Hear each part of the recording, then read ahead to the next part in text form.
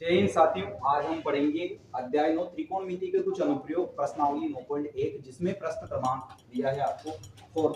बच्चों इसमें क्या करना, भूमि के एक बिंदु से, ये भूमि है आपकी, ये भूमि हो गई, इस भूमि के एक बिंदु से मीनार, यानी कोई मीनार भी बनी हुई है यहाँ, तो ये मीनार बना दी गई है आपके लिए, ठीक है, ये आपकी मीनार है, ठीक है। तो भूमि के एक बिंदु से मीनार के पाद का, ये मीनार का पाद बिंदु हो गया है नहीं, तो ये मीनार का पाद बिंदु और भूमि का एक बिंदु से, मीनार के पाद बिंदु से और भूमि के एक बिंदु से 30 मीटर की दूरी पर, 30 मीटर की दूरी पर, कितने मीटर की दूरी पर, यानी यहां से यहां तक की दूरी कितनी हो जाएगी, 30 मीटर हो जाएगी।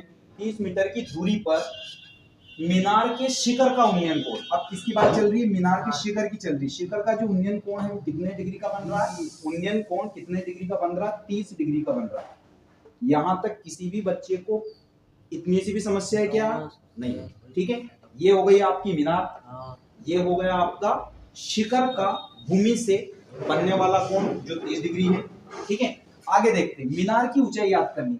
बच्चों जैसे पिलर की हाइट की थी ना पिछले वाले क्वेश्चन में, सेम ये वैसे ही है, मीनार की हाइट याद करनी है। इसमें नाम दे देते हैं, इसको ए, इसको बी और इसको सी। यहां तक सभी को क्लियर है, क्या याद करना, हाइट याद करनी, ये दे रखा है, ये याद करना, इतना क्लियर है।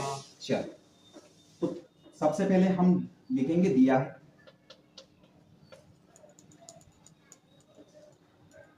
BC बराबर कितना दे दिया बच्चों, BC बराबर 30 मीटर दे दिया, थीटा बराबर भी दे दिया आपको 30 डिग्री, इतना भी क्लियर है ना।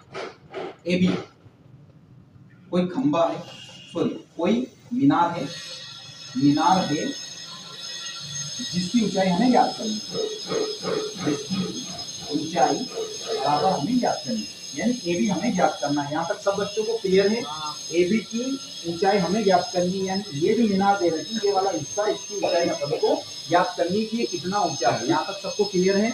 चलो अब हमें क्या करना है इसके लिए, इसके लिए हम सेम फॉर्मूला वही लगाएंगे, अपना जो फॉर्मूला है लाल बटा कत्ता वाला, साइन कॉस और टेन। यहाँ पे क्लियर है, साइन कॉस और टेन, ठीक है। तो बच्चों इसमें हम ये देखेंगे, ये लंब हो गया, ये आधार हो गया, लंब आधार, लंब हो गया और ये आधार हो गया। इसका सूत्र है लंब आधार, टेन का सूत्र है, ठीक है। तो हम लगाएंगे त्रिभुज ABC में, क्या हो जाएगा, AB बटा क्या हो जाएगा बच्चों, AB बटा BC, BC बराबर हो जाएगा टेन थीटा, थीटा की वैल्यू डाल देंगे, थीटा बराबर कितना है, थीटा बराबर 30 डिग्री है, और यहाँ हम डालेंगे टेन 30 की वैल्यू, टेन 30 कितना होता है, बताइए बच्चों, टेन 30 कितना होता है, जल्दी से जल्दी बता दीजिए, टेन 30 कितना होता है। देखो टेन 45 जो होता है वो कितना होता है, अपना 1 होता है। टेन 30 हमने आपको लिखा बताया था कि टेन 30 कितना होता है, मैं आपको आसानी से बता दूं, टेन 30 आपको 1/√3 होता है, टेन 45 आपका 1 होता है, और टेन 60 जो होता है वो √3 होता है।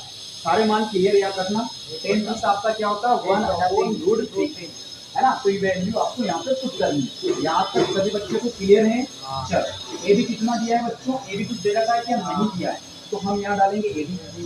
BC कुछ दे रखा है क्या, BC आपको 30 दे रखा है, तो 30 लिख देंगे।